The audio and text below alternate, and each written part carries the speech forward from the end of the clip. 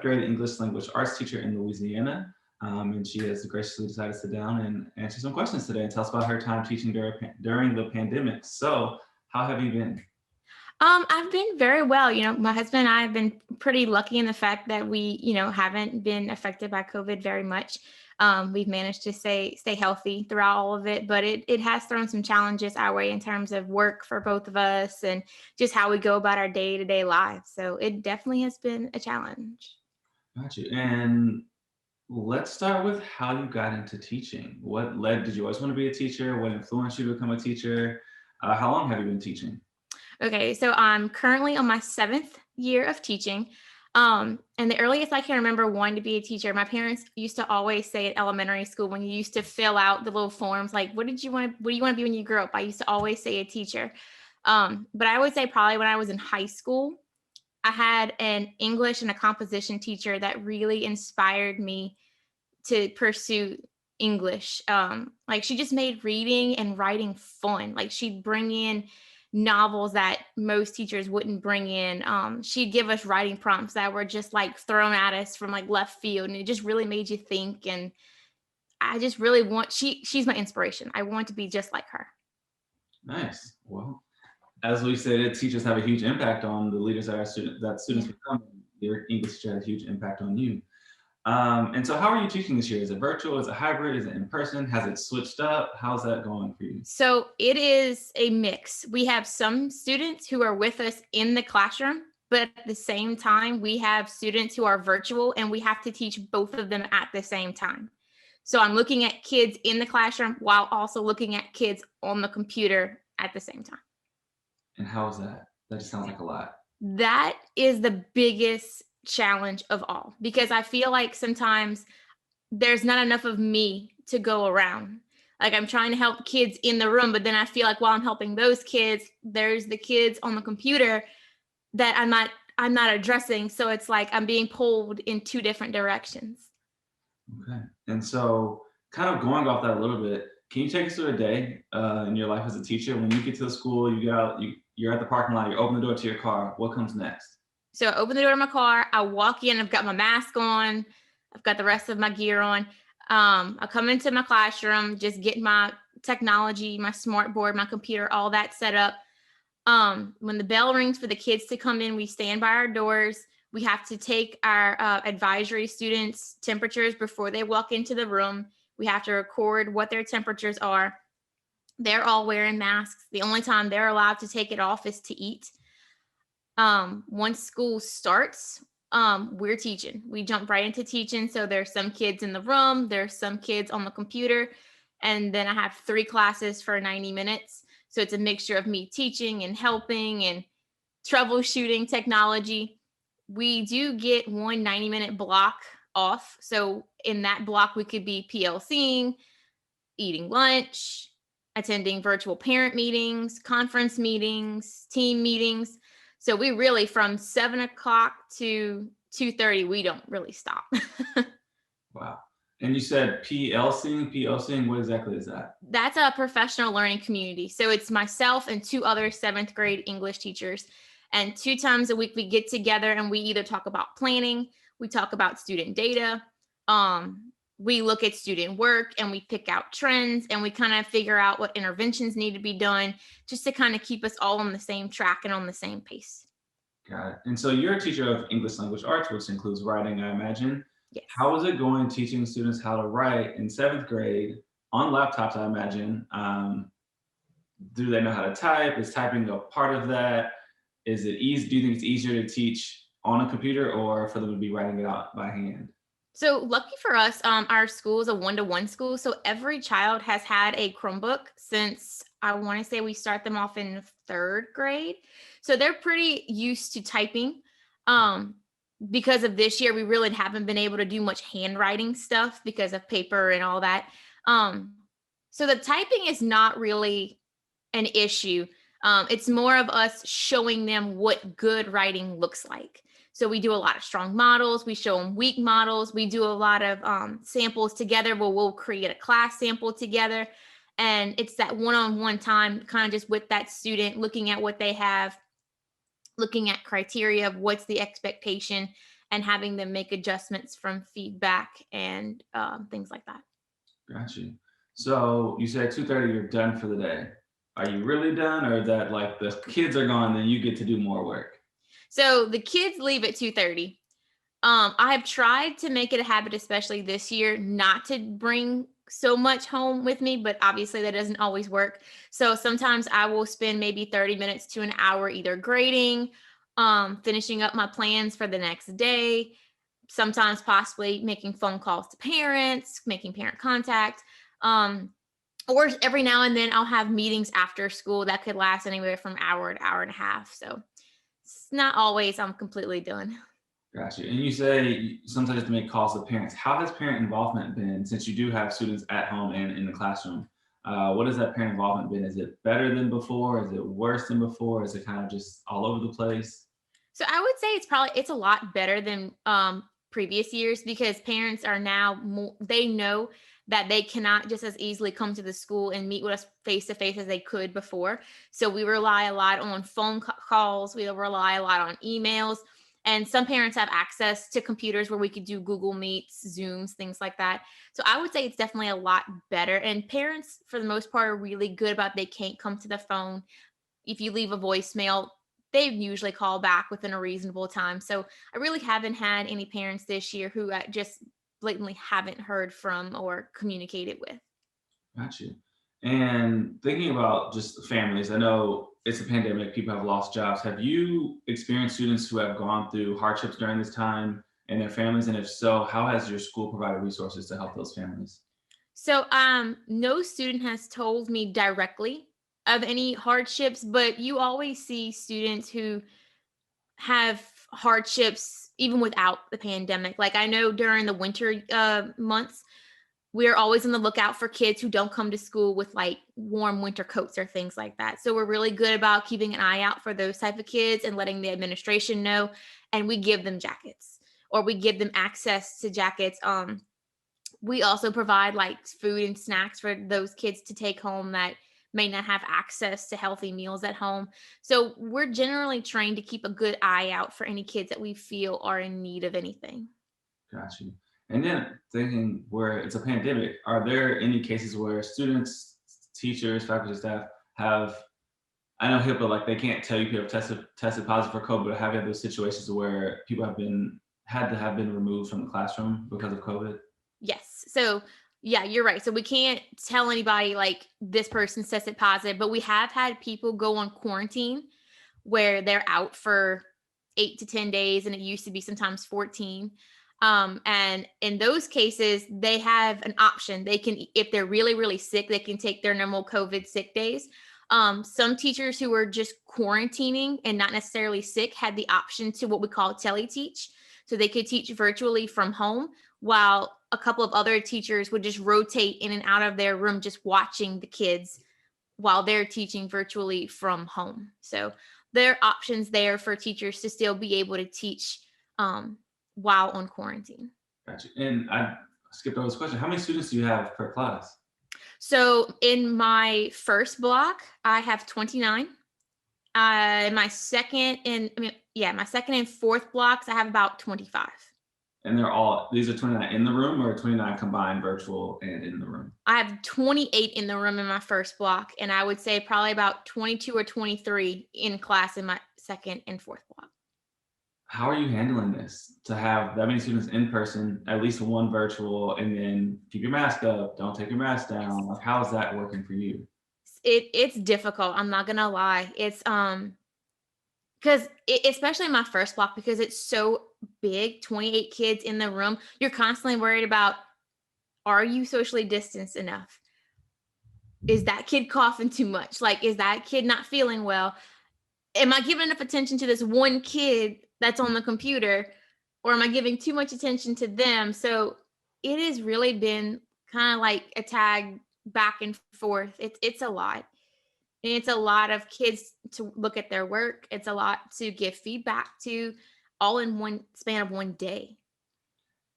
And just think of like helping students, you're like at the front of the classroom, you're probably supposed to be socially distanced yourself. Are you able to walk around and help students? You're just like from the back, like looking at the back of computer screens, like, how can I help you? How does that work for you?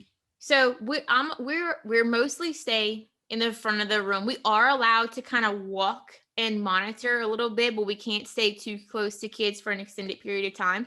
So luckily, our district has provided us a website. It's called Goguardian, where it allows us to see what's on our kids' screens while they're in the room or while they're in our class. So if they're working on a writing, I can look at the computer screen, I can see what they're doing, and I can be messaging them feedback at the same time.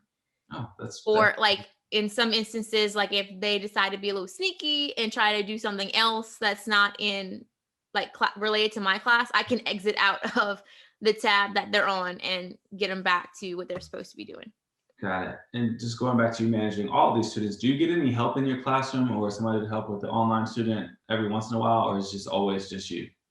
So in my first and my fourth block, it's just me. In my second block, I have a paraprofessional that is with me full time because I have some sped students in that class. And then I also have a full sped teacher who comes in half of the time to help me in that class as well. But there is no one full time helping me juggle online and in class for all the classes. Got it. And just for those who are not aware, SPED is special education, just so Yes. everybody knows. And so what is like so we're junior high, so we know junior high kids are in their tweens slash early teens. They can be difficult sometimes. They're learning about themselves and the world. Have you had issues with students being not as responsible with their masks, and what do you do to kind of encourage them to keep their masks up? Right. Because, like you said, it's junior high and they are trying to figure out who they are. But at the same time, you still have some of that playful immaturity there that hasn't quite gotten out of their systems yet. So sometimes you'll see kids try to pull the mask down and try to talk to their friends. You'll see them try to, like, take any excuse to pull it down and, do something. But I always try to bring it back to it's not so much about you have to do it because of you. Think about the people around you. You never know if your friend sitting on side of you has an 80-year-old grandparent living with them. You never know if your teacher has some kind of uh,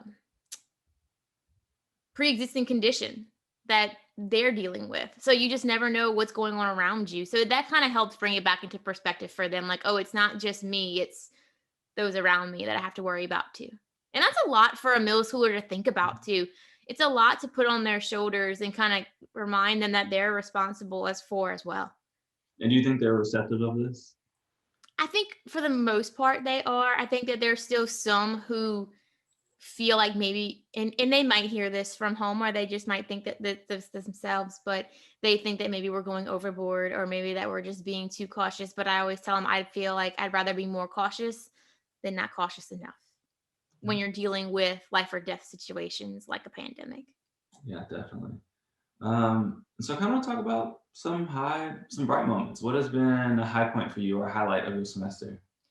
So this year, I've really made it a point to worry about my students' mental health just as much as their education because I can't teach them if they're not in the right mindset to receive what I'm teaching. So we do a warm up every day in class. So we've tried to make it kind of like into this game show type of thing where like I'll spin a wheel on my computer and it'll land on a random student's name and they have to answer the question. And we've played it sometimes to where if they get 3 strikes, where if they get 3 incorrect answers, they might have a quiz the next day. Or if they get 6 incorrect answers, they might have a quiz. So it kind of motivates them like, okay, we really need to do well on this because we don't want to take a graded assessment. So, and they really get into it, especially when they start ticking down them strikes and it lands on someone's name. Like they're all like, you got to get this right. You got to get this right. So it's really helped motivate them and it's really helped engage them. So I would say that's probably been my biggest highlight this year. Gotcha. Sounds like an interesting game to play to keep them all like rooting for each other. Because you don't want to be that person who makes the class have a quiz the next day. Right. And I always look at the assessment and I look at what they're doing. So that's why, like, if it's a really easy assessment, I'll say 3 strikes. If it's kind of something that's a little bit more in depth, I'll say like 6 or 7 strikes, just to make sure that we give them enough, leeway there. And how has technology, I mean, you've said the kids have had computers since third grade, which is interesting. That's so great. Were you guys always using them beforehand, or is it just like now you're using them all the time as opposed to not all the time before? No, we were always using them. We were always using technology beforehand. So in terms of COVID, that hasn't been a major change. Some things we did on paper, some things we used to do like art projects and stuff on construction paper, but for the most part, that has not changed very much. Okay. And then on the flip side of a bright moment, what's been like a low point for you this semester? I would probably say not being able to give every single child the attention that they need when they need it. Because like we talked about, I feel like a lot of times I'm being pulled in 20 different directions between the kids in class, the kids at home, meetings and different things like that. So by the time I get home, I'm just completely and mentally exhausted. So I don't always have time to give each individual kid feedback, or I don't have time to mini conference with each individual kid like I may normally have been able to do if I were able to go sit by them by their desk, which I can't do anymore. So that I think has been the most lowest point for me is sometimes I feel like there's just not enough of me to go around. I would argue that even during regular time with 20 students, there's probably not enough for you to go around. So I feel like you're probably doing more, doing a lot, doing so much more than you think you are. And so I want to ask, like, what is, in your opinion, what is something that could help you? What could make things easier for you as a teacher? I definitely would say if we had a little bit more of help with balancing the online versus in class. I knew the idea was threw around at the very beginning of the semester, like where maybe one teacher was in charge of like the online classes, whereas a couple of others would just do the in-class students. We thought maybe that would make it a little bit more streamlined and easier, but ultimately the decision wasn't ours. Um, that I would say probably just some help with balancing the right, and then also integrating how can we get the kids that are in the class and the kids that are at home to be able to interact with one another. Because Mhm. it sounds super easy on paper when you say, oh, you can use this website, you can use this app, but actually implementing it, it's difficult. Gotcha.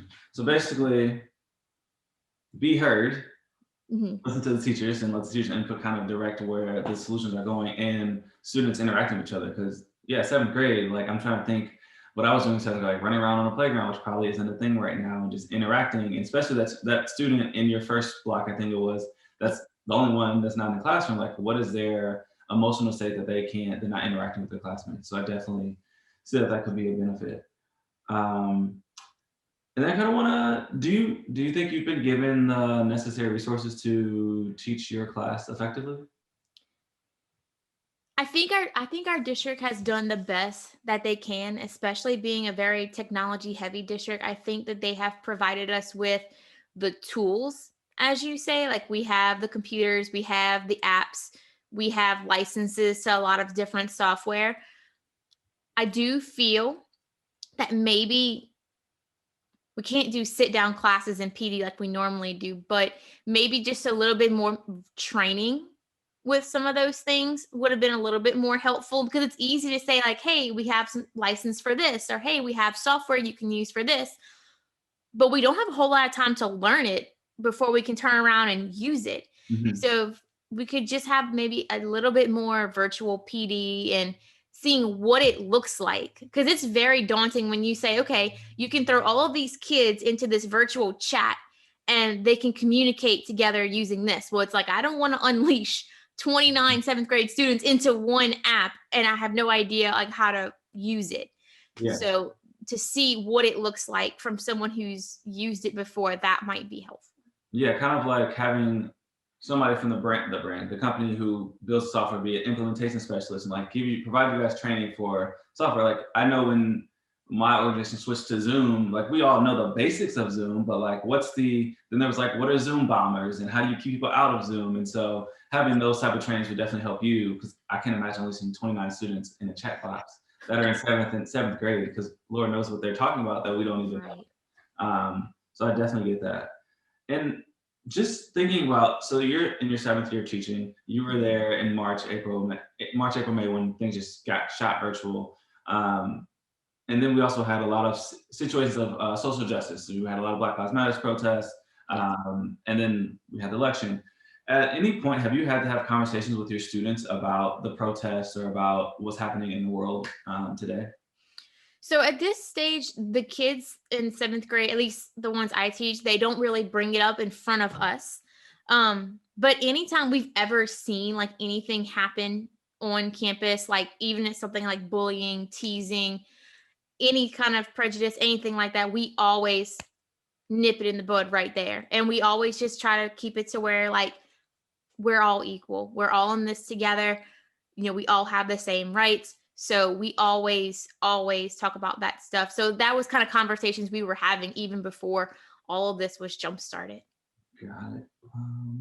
I want to, so I got this issue I was talking to Will. I want to talk about technology, but like you guys are already doing this. So it's kind of like y'all already know how to work with students and laptops. But what apps are you using? What are those technologies that are making things easier for you? So we, for every day, we use Google Meet.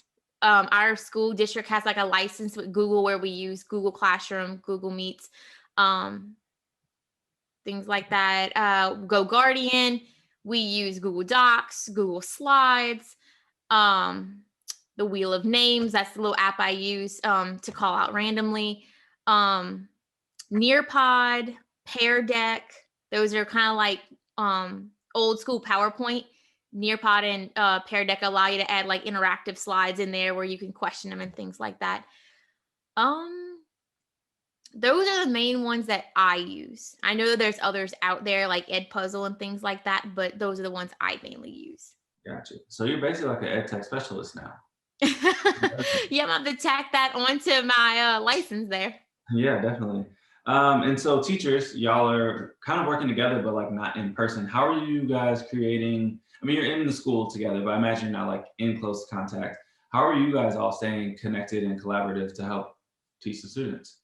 So in our rooms, like if it's just like the three of us and the three English teachers, we can spread out in the room. Like I'll be by my desk, one will be on the other end of the room, and then one will be on the end of this room. But if it's more, I would say, than 5, we have to meet virtually. So I'll be in my room, they'll be in their rooms, and we'll hop on a Google Meet and we can talk back and forth through a Meet. Gotcha. Okay. Let's talk about the future. What are your hopes for next semester? You're still in person. I imagine you'll still be in person next semester. What are your hopes? So my hopes is now that, the vaccine's coming out and that's starting to been rolling out, that hopefully we will start to see some semblance of normalcy at some point. I know probably going into January, it will still be pretty much the same, but hopefully maybe getting into April, hopefully maybe getting into May, we'll be able to start having that normalcy. Like for instance, last year when we all went home and we all went virtual, the kids missed like field day. They missed being able to go outside and, have that day of just play. They missed their awards, like being able to go into a gym and having 8th grade awards. Graduations were different. So I hope that at least by May, they can have some of that normalcy back. Even if they still have to have a mask on, they can still get together and have fun. Gotcha. And I didn't ask, do you have kids yourself? No, I sure do not. I won't ask that question then. You said the biggest challenge has been you and your husband like dealing with work and COVID and all this. What are some challenges that you guys have had to work through for this semester? So this semester and then back in March, we were both working home virtually. He works at a local plant. So he was on one computer in one room working, and then I'm in the living room trying to teach. And then on top of that, we have a 70-pound German Shepherd who's going back and forth between both of us. So like it was a strain on like our internet, like our connections were going out. the barking, the having to get up and pause. And so it was just a lot of chaos for a little while until we were able to figure out our groove and how to work through those things. Gotcha. That a 70-pound German Shepherd I can imagine the loudness of those barks. Just like, all right, Yes. okay. I was teaching one day and she was barking and the kids started laughing at me and they started typing in the comments that they wanted to see my German Shepherd. So at the very end of class, I called in my dog whose name's Jess and I allowed them to kind of like see her, and she's just a big baby and they love it. So anytime we go virtual, that class in particular asks before they all sign off, they all ask to see her. So I make her come in the room and tell them bye. Nice. And so you mentioned you were exhausted this semester. How are you feeling to be on break? Like, how is I imagine 2-week break going? Well, Louisiana tends to have longer breaks. How is this holiday break going for you? This break has been very much needed. It has been a mental break, an emotional break, physically as well. It just kind of helps you get back into that mindset of now I'm refreshed, I'm ready to go. Let's jump back into this and like let's keep going. Nice. And speaking of mental health, what are you doing to support your mental health and keep yourself going? So I run 3 times a week. I run a 5K 3 times a week. I do some strength training with weights. I'll be back if that's it. Sorry. Strength training. I read a lot. I love to read mystery books. I do amateur book reviews. My husband and I love to play video games together. We watch wrestling together every Wednesday. So we try to do a lot of family stuff too. Gotcha. And in your community, what has been, because we know that our parents kind of have an influence on the kids, what has been the sentiment around COVID-19 in your community? So it's kind of been split. You have those on one end who take it very seriously, take our mask mandate very seriously, the social distancing guidelines. But then, of course, you have some who say, like, masks aren't working and we need herd immunity. So we just need to all be together and have parties. And it's Louisiana. So we are very social. We love to get together. And I get that. But I always go back to our elderly and our immunocompromised. I don't want a bad decision on my part to cause the death of someone else. Mm-hmm. So I always just think, wearing a mask may not be the thing everybody wants to do, but if it helps save someone's life, I'll do it. Mm-hmm. Like, even if it inconveniences me, I don't mind being inconvenienced if it saves a life. Yeah, I think that's the mindset of a lot of people. But as you know, Will's my cousin. I'm from Louisiana. My family's from Louisiana, so I kind of get the family gatherings are a huge part of life in Louisiana. Yeah. And I was thinking back to, you said there's been some positive tests in the school. Mm-hmm. Do you think enough is being done when there's a positive test? Do you think there should be more quarantining for everybody? The school should shut down? Has it gotten to a point you think it's been like, okay, we might need to take another look at how we're responding to this? There was one point where I want to say, we had maybe 5 teachers out, and that could have been between quarantining and just being out in general. But we had to cover all of those classes. So we were stretched extremely thin. And that's during our planning periods where we had to give up like 30 to 45 minutes of our time going sit in someone else's room and watching their kids. So at some points we were like, how much longer can we do this before we say we just don't have enough faculty to monitor these children? And so, but luckily enough, it never got to the point where we didn't have enough. But it was close. Some days we were waiting for them to be like, we don't have enough. We have to go virtual. It's close. And do you feel safe in the school?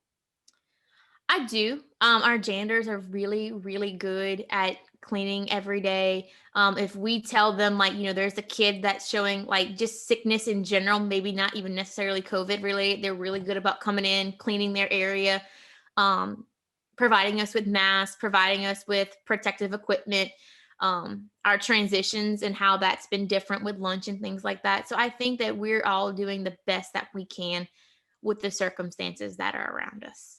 Nice. Janitors, unsung heroes of keeping the school really clean. Always, always. So important in this time.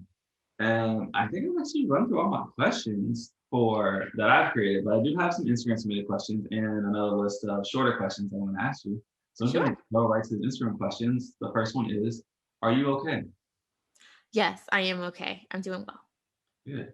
Um, do you think the pandemic has widened the opportunity gap for your students? Yes, I would say probably. Because especially when we were all virtual, the kids would be on virtual, right? Like they don't necessarily have to turn their cameras on for me to see them. So it shows up that they're in class, right? But then I'll have some kids that'll email me and say, like, Miss Trosclair, I completely missed what you said because I was busy helping my 3-year-old sibling, like making them lunch or, helping them with schoolwork. So I feel like those who have to take a role as a caregiver when their parents aren't home, it definitely has widened that gap. That okay, now I need to make a mental note that I have to help this kid a little bit more because they have other responsibilities that other kids don't have. So it's kind of like being in school actually really helps for those particular students because they need that distance from home life. Absolutely. Okay. How can individual people help? Say myself or uh, Sandra down the street. How can they help education? Honestly, just by giving educators and students and administrators positive support, you would not believe the amount of people that are so critical of us, especially on social media. Like everybody has an opinion on how things should be run, and I get that. But you voicing the fact that you feel like we're not doing enough or you feel like things should be run a certain way when you just have no idea what goes on behind the scenes and that we are trying to do the best that we can, but we have a lot of limitations. So that can be kind of discouraging sometimes to see all that not niceness that get in here. Yeah, I think it was to me very amazing to see March, April, May. Like teachers are amazing; they're doing so much. To like, okay, get back in the classroom. What are you doing, man? I was like, what happened in those 3 months where y'all just had summer, where people just had summer break and like came back and like, yeah, our teachers aren't doing enough. Like Right. it, COVID didn't go away. It actually got a lot worse when August Right. came. So yeah, that has always been kind of like the influence of why I really want to give you guys a chance to speak because it's like I just feel like their stories need to come from them, not Yeah. from me, somebody who's like not in the classroom. And I So would say probably the comment that hurts a little bit the most is when parents complain like they have to go to work. So they need to have their kid in school to be able to work. And I 100% understand that. I 100% understand that people need to work and provide for their families. But on the flip side, educators' lives matter as well. mm, We have to take the same precautions as everybody else. And sometimes that means if it's not safe to go to school, we have to work from home. So just having that understanding that everybody's in the same predicament is mhm. helpful. I mean, I would argue that you guys have to take more precaution because now you have to deal with, I won't say deal with, you have to teach their kids. And if you're not doing what you're supposed to be doing, your kids are now receiving the input that you're giving them. And if you're not quarantining, you're out with your friends and they can bring that into school. I feel like you guys have to take a little more precaution than even they do. So Absolutely. yeah, I get that. You guys don't do that. Have schools helped provide resources? Has your school helped provide resources for anti-racism courses or curriculum? I don't know the answer to that question specifically because I feel like that might be geared more like in their social studies classes. Mhm. Um, we do have, well, I know we had in the past, we haven't been able to do that this year, but we used to have days where we would have small groups of students and we would talk about um emotional issues. So it could have been like things that were happening in society at the time. Like we talk about their feelings, we talk about um drugs, we talk about alcohol, we talk about like those mainstream issues. But we used to do that face to face, but because of all this, we have been able to do that this year. So I know that our counselors have tried to do things more on a virtual platform. They've tried to take the load a little bit off of us and kind of gear it that way. But to say that I've implemented anything this year, not at this time. But I know it has been happening on different platforms from other people in the school. Gotcha. And at any point, do you feel that your health was disregarded? No, I feel like, especially with my administration, anytime I felt like I was going through something or that I was in a predicament where I felt unsafe, they completely understood. And we talked about ways that would be beneficial to me and then also beneficial to the kids. So I never felt like I was less than anything else. Okay. And so those are all the Instagram submitted questions that apply to you since you are in person. And I have a few fun questions to get to. These can all be one word, a few word answers. Okay. What was your favorite subject in school? English by far. Okay. Favorite dish to cook or eat?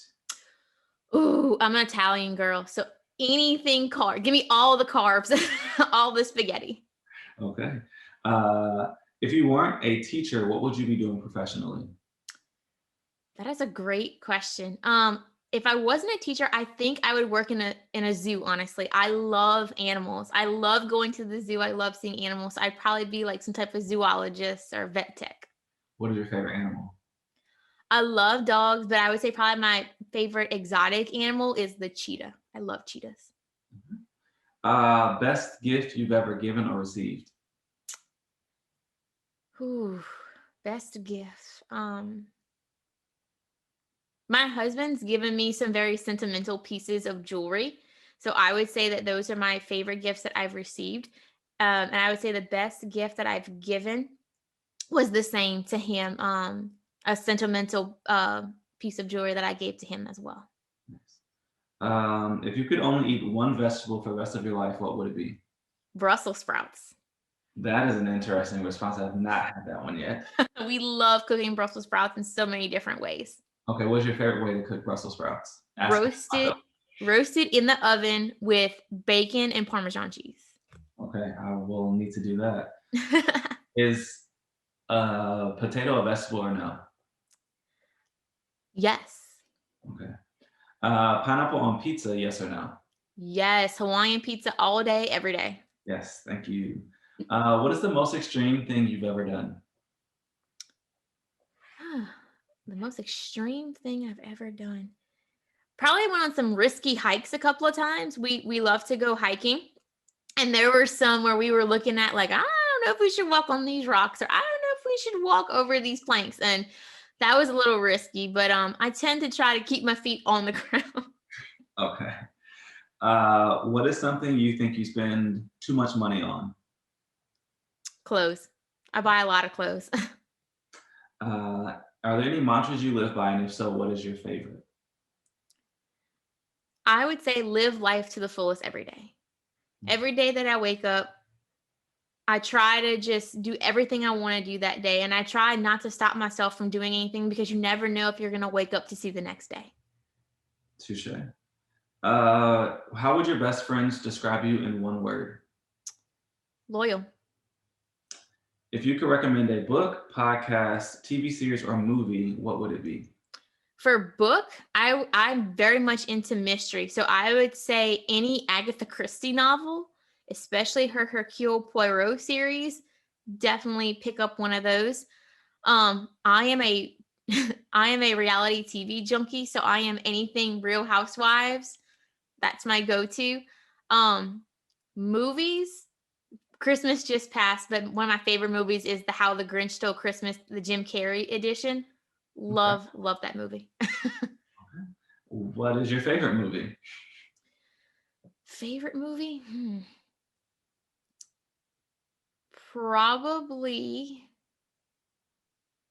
this is so corny, but the Twilight Saga. I've never seen them, but I'll take your word for it. I loved them in high school and I just never stopped loving them, but yeah, that's my favorite. Got you. What is the best vacation you've ever taken? Probably our vacation that we just took a couple of weeks ago to Asheville to go hiking. That was extremely fun. Just being in nature and not being around people, especially during these times. That was super, super nice. Nice. And what is important for those who do not know you personally to know about you? Just to know that I try to treat everyone the way that I would want to be treated. I am super quiet, when you first meet me, but as you start to get to know me, I warm up right away, and you probably can't get me to stop talking. Um, but I try to love everyone. I may not always like everyone, but I always try to remember that God loves us all, so we should always love others as well. Good words to live by. And is there anything else you want to add to this interview before we conclude? I just wanted to say, like, thank you so much for allowing me to be a part of the Teachers Lounge. I think it's a great thing what you're doing here and getting our voices out there and letting us be heard, especially and letting us clarify some of the things that people may not know that's going on behind the scenes or that we're actually doing to help kids during these times. Is there anything else that you want to clear up from your side that you've been hearing that is a misconception? No, I think we've pretty much covered a lot of the basis that I feel like, especially around our area, that were the biggest misconceptions. So I think we're good with that. Okay. And if people want to follow you on social media, is there a social media platform or name that they can follow you at? Yes, I do have a Facebook. It's Trina Trosclair. It's my first maiden and last name. And then on Instagram, I do have it's a bookstagram I use it for, and it's at Bookshelf Chronicles. If anybody's interested in following along with what I'm reading and any recommendations, they can always follow me on Insta. Great. And so I want to end this interview by saying thank you again for everything you're doing as a teacher. Thank you for doing this interview to kind of dispel some misconceptions that have been put out in the world by who knows who. And talking to us about your experience during the pandemic, so I think it's super important that you are able to tell your own story. And you are a superhero as somebody who's helping our students continually grow and learn and become the people they will be in the future. I mean, one thing I learned in my 1 year semi in the classroom is that it's one of very few positions where you don't get to see the results of your work until later on. Mm-hmm. So you're just like hoping that the little bit you give to students, not the lot that the amount of greatness that you give to students pays off for them in the end, and it sticks with them. So once again, thank you so much for what you're doing as a teacher in Louisiana, because I know how that can be.